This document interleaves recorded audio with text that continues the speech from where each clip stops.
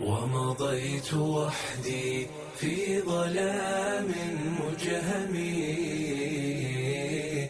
قمر هناك يطوف حول الأنجم. حملت لي الأنسام في خلجاتها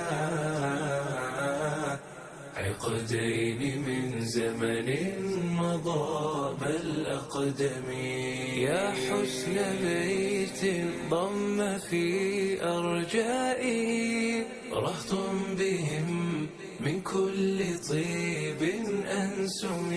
عشنا به زمن الجميل بفرحة آه على ذاك الزمان الأكرم. عشنا وكنا صبية نلهو به. بسم الله الحمد لله رب العالمين والعاقبة للمتقين ولا عدوان إلا على الظالمين. صلى الله على نبينا محمد وعلى آله ومن تبع بإحسان إلى يوم الدين وبعد. إن شاء الله تعالى waxaan halkan kaga hadli doonaa iyadoo faahfaahsan Sibyaan. waxaan ugu talagalay insha Allah taala dadka muslimiinta in uu qofku insha Allah taala casharadan uu dhageysto waxa hayana uu iska dhex fiiriyo si uu u fahmo khiyaamooyinka shayaadiintu ay leeyihiin. Sibyaantu markaa waa shaydaan shayaadiinta ka mid ah oo khiyaamo badan oo runtii dhagarta gabdhaha muslimaadka isku daydo inay dhalmo la'aan ka dhigto, isku daydo maaragtay inay ilmaha ka soo rido, isku daydo reerka muslimka ee soo biiraya shaydaan kula dagaalamayo. waxaan markaa insha Allah taala tilmaami doonaa ciladaha marka hore qofku isku arkayo markay bahasha uu leeyahay. Secondly waxay u geysato iyo sidii wax u soo rido iyo bilaha ay isku daydo inay wax soo turto inta ay leeyihiin ma 7 bilood gudahooda ma ka weyn yihiin ma 3 bilood bal aynu isku dayno insha Allah taala inaan qeexno markii Ilaahay ugu talagalay soo dhacayaan ilmuhu, laakiin inta ay yar yihiin ilaa 7 ayna gaarin ay isku dayaysaa haday soo ridayso inay soo rido. Sibyaanta waxaa lagu gartaa calaamaadkan soo socda. kow, gabadhu waxay yeelanaysaa dibiro. waxay yeelanaysaa dibiro caloosha soo dibiraysa. iyadoo waxay malaysaa gaas inay hayso, laakiin gaas ma hayso. waxaa haysa baasha la yiraahdo Sibyaanta. waa haday Sibyaanta leedahay. waxaa kaloo lagu gartaa caloosheeda wax ka dhaqaaqaan, wax ka nuuxsadaan. ama dhinac ha noqoto ama caloosha gudaheeda ha noqoto ama gariir telefoon oo kale ama far yar oo kale dhag dhag dhag meel ka mid ah inay tilaado. saddexda calaamadood waa lagu gartaa. mar way weyn tahay oo sidii ilmo kale isu rogtaa, mar garaac bay samaysaa, mar rug bay samaysaa, mar xitaa qaylay samaysaa oo gabadhu waxay intay ku timaadeen leedahay qayla iga yeedhis oo jirkayga ka yeedhis aan ogeyn waxay tahay. waxaa kaloo lagu gartaa jeex ayaa xanuuno ama jeexa bidix ama jeexa midig way xanuujisaa. waxaa kaloo lagu gartaa naasa darar ama cuncun xagga naasaha waxay ku ridaa marmar cuncun, marmar way dibirisaa, marmar qofku caanaha soo gala, dhowrka noocba way samaysaa. waxaa kaloo lagu gartaa madaxa qofka xanuuna ama khalaq naxdin ay soo naxdo, hurdadoo kale say u jiifto jar way soo boodaysaa, way naxaysaa. waxaa kaloo lagu gartaa kulanka u dhaxeeyay ninka Ilaahay subxaanahu wa tacaala xalaasha uga dhigay ee sawjkeeda inay ku dhibooto aakhirka. ila baashan waxay meesha ugu jirtaa laba shay. kow, inayna gabadhan uur qaadin. labo, inay reerka kala tagaan.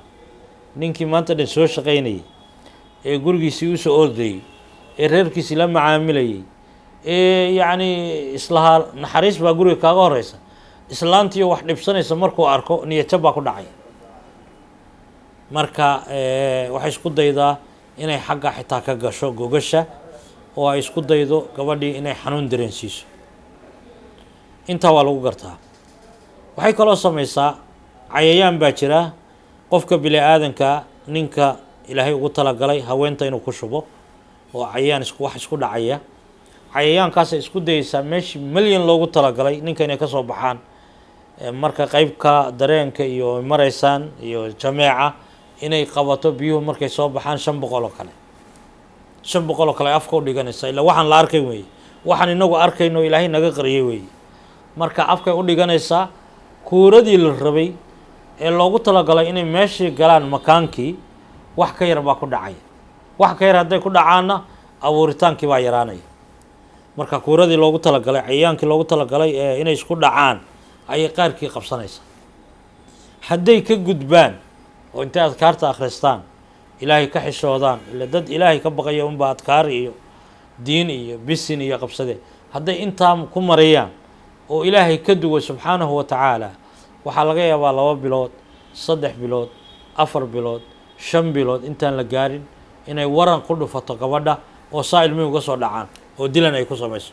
dhiig uu noqdo ilmihii baashaas iyaduna waa cadow waxaa kaloo la yaab leh gabadh 5 soo dhashay ama 3 soo dhashay ayaa waxay ku dhahaysaa 6 sano ka hor ma dhalin intaa ka hor waa dhalay waayo ilaahay wuxuu tusay gabadhanu inay beer tahay ilaahay wuxuu tusay inay wax soo saar leedahay maxaa ka qabsaday dhashi yani haddii ogxanteedu ayna noqon eber iyada isku daysa inay qabsato qaabkay u qabsatoba inay ilmaha isku daydo inay meesha ayna gelin marka iyaduna insha allah daway leedahay